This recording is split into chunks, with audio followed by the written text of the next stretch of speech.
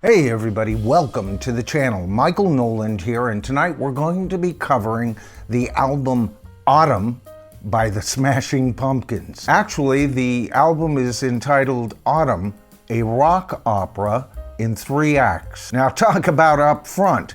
That's pretty much putting it out there on the line, and we're going to be covering the first disc of this album because so far that's all that has been released. You see, Billy Corgan has, on purpose, chosen to release this album in 3 different releases to give the audience time to breathe in a whole lot of material. I mean, there is a ton of material just on the first act alone. Now, each act will contain 11 tracks. Corgan calls these 11 chapters. In other words, this album almost becomes a musical audio book. Now, Corgan has also stated that this 3-part rock opera is a third in a trilogy of concept albums. The first one, of course, being 1995's Melancholy and the Infinite Sadness. The second,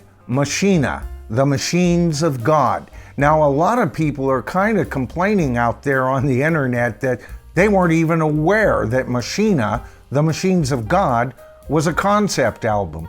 Now, I don't remember too much about this release when it came out, and part of the reason for that was I was in a band that was playing music closer to, say, the Black Crowes, you know, basic rock and roll. And so a lot of the music I was listening to at that time was music that would inspire me to write in that style. So I kind of missed the release of this album, even though I was always a Smashing Pumpkins fan. Now I've got to listen to that album at some point really closely, but Melancholy and the Infinite Sadness is one of rock's finest albums in rock history as far as I'm concerned. And you know what? That album caught the audiences a bit by surprise at first too. With a ton of tracks and different directions taken by the band, it was a bit of a surprise to a lot of critics that it took off and came off so well. But what about Atum? Is this, like Melancholy, a work of art? Well, I believe it is, and we're going to be talking about why I do, but I'm also going to be including concerns with the album. There's a few there. Now, I've noticed online there are a ton of reviews on this album, some giving it accolades, some saying it lies somewhere between a great and a poor album, and some saying it's just not the Smashing Pumpkins. Now, that's interesting because if there was ever a band that came out of that entire genre in the 90s, the Smashing Pumpkins is the one band that broke every damn rule within that genre. Others have pointed out that even though there are 3 out of the 4 original Smashing Pumpkins on this album, that it doesn't quite sound like they are as involved as they were on other albums. Even though there were several times, even with early Smashing Pumpkin albums, where Billy Corgan kind of took reins on the whole project. Now, there are works of art, and then there are works of art. You ask anybody who's been to the Louvre, who likes a certain painter, and they get to a certain painting, and you'll hear things like, well, yes, obviously he was a genius, but this isn't indicative of his true genius. I like his purple polka dot period better. So with me stating this is a work of art, how great of a work of art is this? Well, first of all I can do is report on 1/3 of this album, obviously. So tonight we're just going to look at this first third of this album. This is a triple album, folks. This first disc as a unit unto itself and see where it stands so far in the discography of the Smashing Pumpkins. Now, the album's main title, of course, is Atum, but we're not talking about autumn as in fall or just before winter. We are talking about an ancient Egyptian god. When questioned about why Corgan would choose an ancient Egyptian god as the title of the album, he actually said that he loved the phonetics of the word more than what the word meant. He gave an example of an ancient Sanskrit pronunciation of water. It was pronounced wa. And here we are, at least in English today, using that same wa sound. He loved that whole connection, and he just loved the phonetic power and sound of the word Atum. Now, when I first had access of this album, I played the first track and I thought, well, it sounds interesting, but I'll have to get back to it a little bit later. I was in the middle of several shoots at the time, and I've just recently got back to listening to this album. Now, Corgan said that the first track, entitled Atum, was a piece that he wrote to set the mood for the album. Once I heard that, I went back and listened to this album from the beginning to the end. And you know what? The mood works. Now, you know, this reminds me of a time back when I was 18, 1973. I was working down in LA. Now, I knew no one in LA. I was there for a few months and I lived in a hotel room. Trust me, I saw every single movie at the local theater that I could possibly watch at least 3 or 4 times. And I remember the theater, and you gotta remember, this is back in the days where there were still theaters with the red velvet and the red and black carpets going down, drapes in there, chandeliers, the whole bit. And for about a half hour before the movie started, they played this incidental music that I would later recognize in the movie. And of course, I'm talking about the wonderful Camelot, starring Richard Harris. Now, this movie was a long movie. It came with an intermission, and they would do the same thing during intermission. By the time you walked out of that movie, you were humming 6 or 7 of the songs just from first viewing alone. And you know what? That movie is one of the most operatic musicals ever produced in Hollywood. So Billy Corgan on track 1 accomplishes all of that. Now, how strong is the album from that point? We're going to get into it. Now, before we go on to the next track, I do want to bring out a couple of things here. The reviews that give a negative spin on this album refer to a lot of keyboard layering and the way the album is mixed, not quite sounding like the Smashing Pumpkins. Now, as far as the keyboards, I'm going to get back to that in just a second here because I think they're missing a point there. But as far as the mixing of the band, I do agree, it does sound a bit different. And if I have any criticism on this album at all, is how far down in the mix they mix Billy Corgan's vocals at times. With far less snarls on this album than in past endeavors, he really is in the melodic on this album, and I just wish his vocals would cut through the mix a little more powerfully. Now, as far as keyboards, a lot of these reviews are saying they sound like the keyboards of the early 80s, cheap-ass pads being used, and it just sounds lazy to them. I disagree 100%. Yes, these keyboards are influenced by synth music from the 80s, but they sound closer to the true geniuses of some of the synth music in the 80s, and I'm talking specifically about Thomas Dolby. Now, if you haven't listened to Thomas Dolby's Golden Age of Wireless, or his even better album, The Flat Earth, in a while, you might not know exactly what I'm talking about here. But all of the keyboards on both of those albums, they are not cheesy. Thomas Dolby was known to search for sounds, and even though I couldn't find anywhere that Billy Corgan said he was inspired by Thomas Dolby, there are times on this album he sounds exactly like Thomas Dolby. A couple of cuts sounding like they could come off the magnificent Flat Earth album. Now, you might be thinking to yourself, well, what's the difference? It's still that 80s synth stuff. And to that, I can only reply, if you don't like Thomas Dolby, you're not gonna like this album, probably. But if it's been a while since you've listened to Dolby, you know, I think especially those 2 albums, and he's got a couple of other great albums out too, but those 2 albums, they should go in the top 100 albums of all time in rock. So with all of that in mind, keep this in mind. Billy Corgan has access to every single sound in the universe that he wants.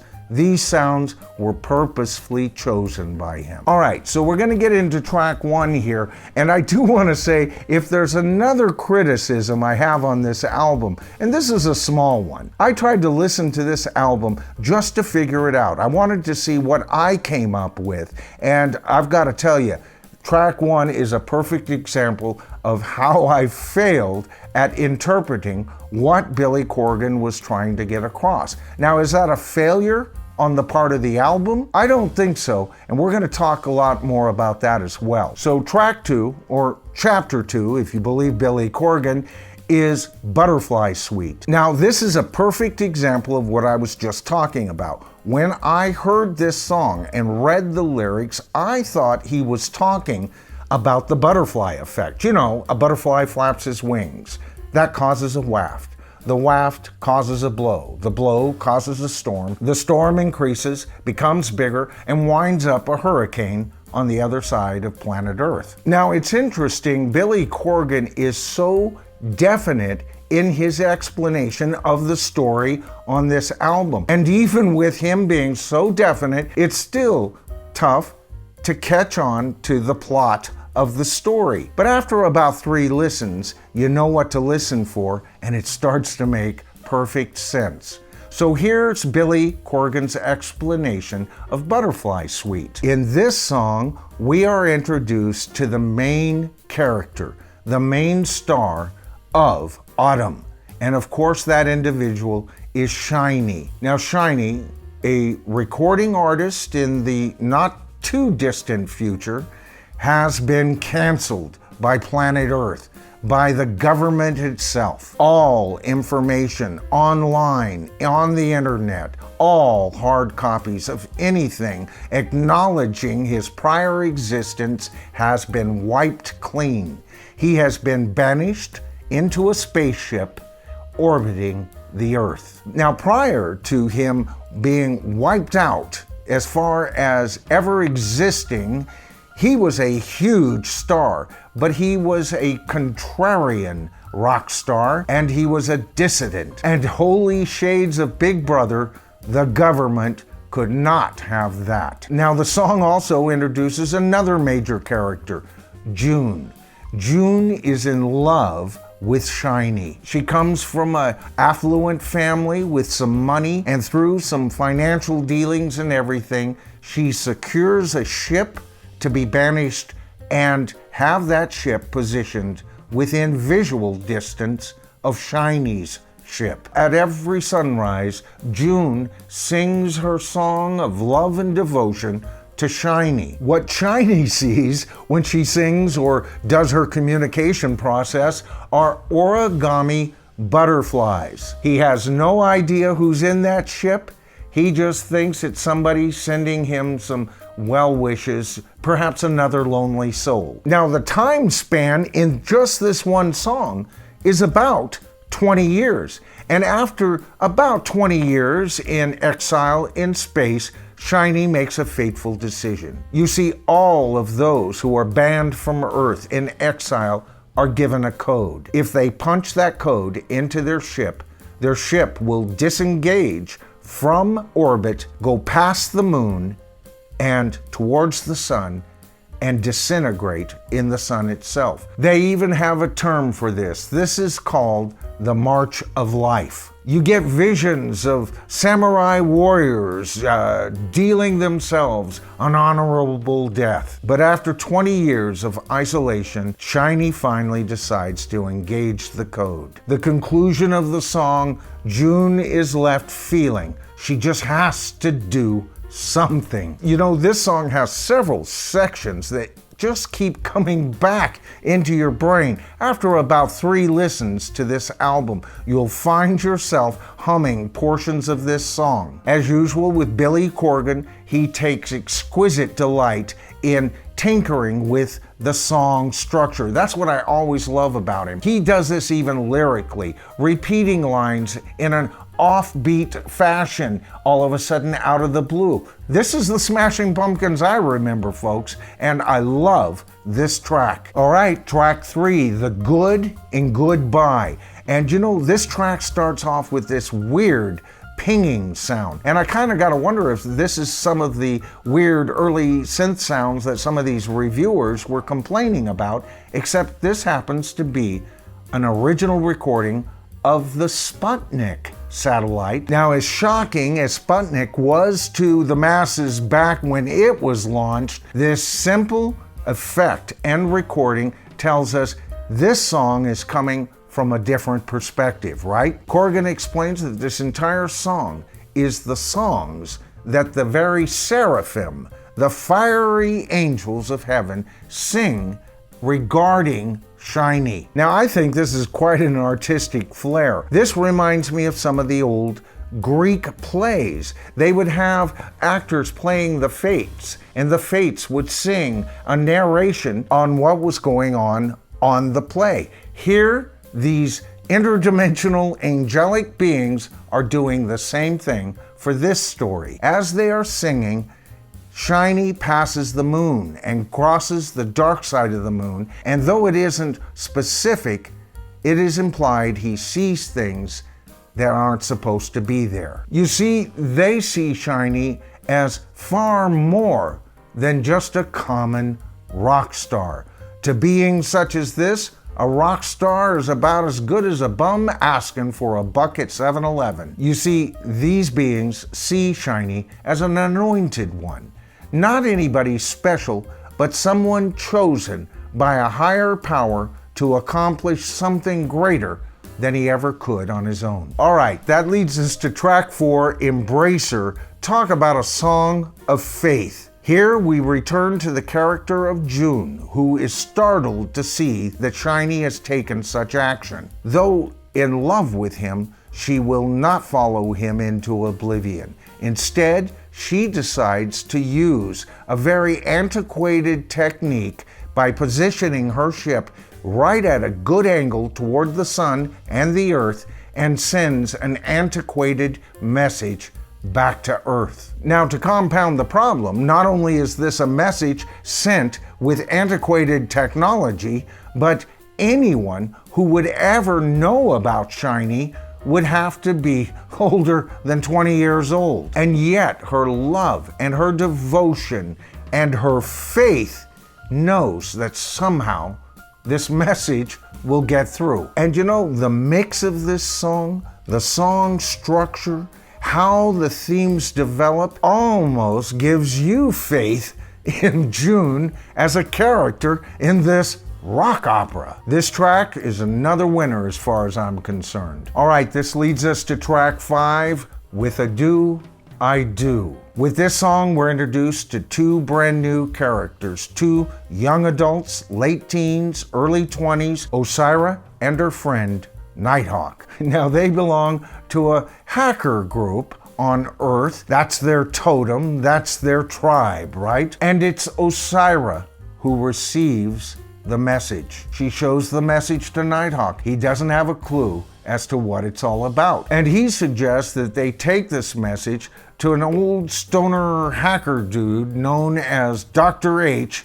to see what he has to say about it. Now, Dr. H remembers Shiny, but he wasn't a great fan. But he does have an old demo of one of Shiny's recordings, and he gives it to Osira. Now, Osira listens to this demo, and frankly, she's not very impressed. She thinks he's just from an obscure style of music and that there's nothing really to get excited about except for this mysterious message. She then proceeds to try and upload this demo, and it fails. Attempt after attempt after attempt. It's at this point that Osira decides to post a protest of this blatant censorship. And it's at this point that some of the older citizens of Earth who remember Shiny, they couldn't erase him from their memories, and they start gathering together in these posts. Now, at this point, Osira's starting to get excited,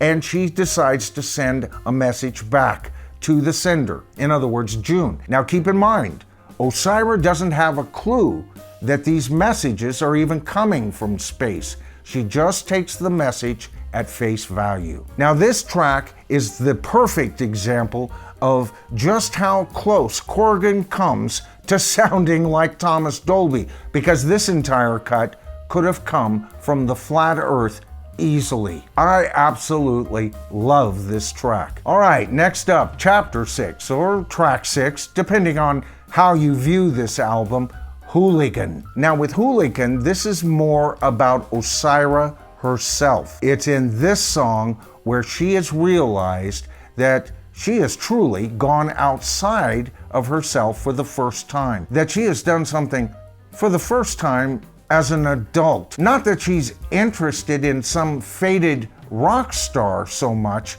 but through her taking it through its process and getting the response and then being able to send back a message that there are people who care to June, she sees herself as rather the young rebel at this point. In fact, a hooligan. Now we understand the character Osira better, don't we? A young woman, already bold in her personality, who takes action after action in ignorance and a certain amount of innocence, and she just loves the thrill of it all. All right, now with track 7, Steps in Time, we return to the character of June. Here she sings to Shiny, who once again is not receiving this information. Like any good opera, often the characters will sing what they're thinking, right? And that's what's happening here. And she informs him that she has sent this message, even sending further messages, giving Osira geo-coordinates to find something that will uncover codes that will help them help Shiny. Now, one of the interviewers at this point, when talking to Billy Corgan, asked, "Are there secret codes on this album?" And Billy Corgan said, "Well, I don't want to talk about it too much. Obviously, this will become more clear with the release of the next 2 LPs, but he did say, yes, there's a lot of coding going on this album, both lyrically and musically." He stopped there. Oh, but boy, that's exactly what all of us classic rock fans enjoyed about some of the very best works of arts from the classic rock era. But this track has a driving sound and its fair share of those famous Smashing Pumpkin motifs and changes into yet other motifs. A great track. All right, so that leads us to track 8, Where Rain Must Fall, and this is one of my very favorite tracks on the album, and for a very specific reason. As many of you know, I am a major Klaatu fan. Now, Klaatu was a band from the mid-70s that came out, and their first album created such an uproar because a lot of people thought they were secretly the Beatles. But over the course of 5 albums, in my humble opinion, this is one of the greatest bands of the classic rock era and one of the most underappreciated and underrated bands of rock and roll. I think Klaatu is Canada's greatest rock band, even over the Guess Who, and I love the Guess Who. But this entire song sounds very Klaatu-ish to me. Now, Billy Corgan almost sees this as an almost Fred Astaire, Ginger Rogers number. And if this album was ever toured in full, he could see the Smashing Pumpkins performing this as performers performed this entire suite as exactly that, a Fred Astaire and Ginger Rogers number. Now we're talking about something that exceeds just a rock concert. Again, another track with melodies that will sit in your brain for days. All right, that leads us to track 9, Beyond the Veil. Here we return to the characters of Osira and Nighthawk. They've received the geo-coordinates and they've decided to track them down. They finally arrive at an old abandoned warehouse / factory, thinking really well, that they're on a scavenger hunt. Little do they know they've been followed by the XNI, a governmental armed death assassination squad. And these agents of evil are there to do them in as soon as they secure the treasure chest. Now, the song is sang by the entire XNI death squad. You see, they are of a hive mentality. They dress exactly alike, and it is said when you hear them talk, you can't tell which one is speaking because they are so homogenized as a unit. There's a real darkness to this cut because it's when you read the lyrics here that you realize these agents almost take on the exact personality of these hackers, these dissidents that they are designed to destroy. They become so empathetic with how they think. That's how they track them down.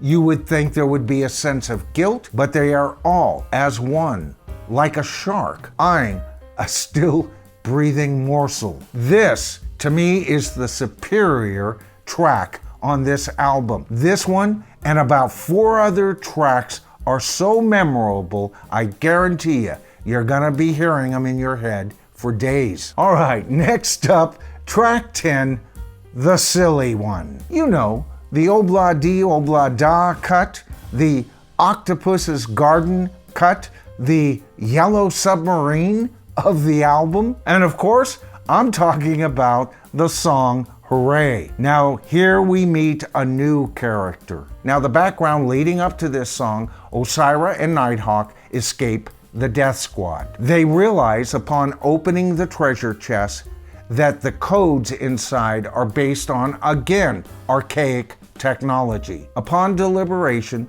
they decide to go to one of the deteriorating old circuses that featured dancing and singing robots. Here, they meet a night watchman. He decides to let them have access to Ruby. That's right, Ruby the robot. Now, Ruby's entire personality is based, as Billy Corgan says, on a 1930s showgirl. And boy, does this song bring that personality out to shine. You know, when Ringo sings With a Little Help from My Friends, that's the showpiece on Sgt. Pepper. This is the showpiece on Atum. This is where one of the characters comes out of the story and performs a show. All right, that leads us to the final track, track 11, The Gold Mask. Here, we finally understand who Shiny truly is. You see, Ruby is the only robot that is not in such disrepair that she can accept those codes into her system. When she does, she not only has the personality of Ruby, based on a 30s showgirl, but the personality of Shiny. You see, here is where we find out that Shiny was truly not just an artist, but a dissident, a contrarian, and that the government saw him as such a danger that they did a complete personality profile. And the way that Corgan talks about perhaps even creating an AI intelligence based on that personality and that personality profile. Here we see a blend of Ruby and Shiny. You see, we find that XNI did this personality profile on Shiny due to the fact that they saw him as a dissident of dissidents. And if they could somehow profile his personality and develop a program, they then could identify, well, every other dissident on planet Earth. Here we see Shiny was not only sent into exile, into space, and erased, but his very personality, that which makes him him, has become a secret weapon to curtail the freedom of all free-thinking people on Earth. Now, musically, this song is one of the weaker cuts on the album, and I would say track 1 is one of the weaker tracks on the album, leaving the 9 inside tracks as the meat of the album. But you know, the more I listen to this album, the more I like track 1 and track 11. But essentially, Corgan winds up this album on a cliffhanger. Shiny practically is now tied to the railroad tracks. And then, I can't wait to find out. All right, I hope you enjoyed tonight's video. This one was a monster to put together, folks. It took me days to write this, so if you enjoyed it, please consider giving it a thumbs up.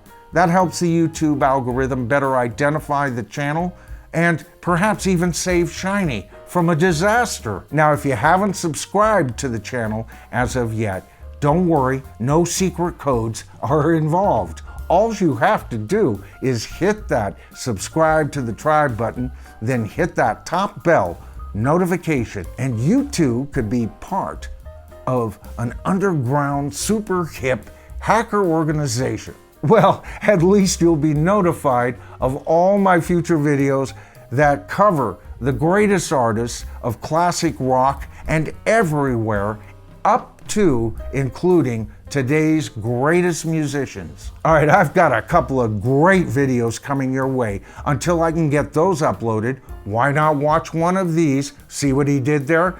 I'm Michael Nolan, this is The Bottom Line, and remember guys, we are always the tribe, and I'll see you in my next video.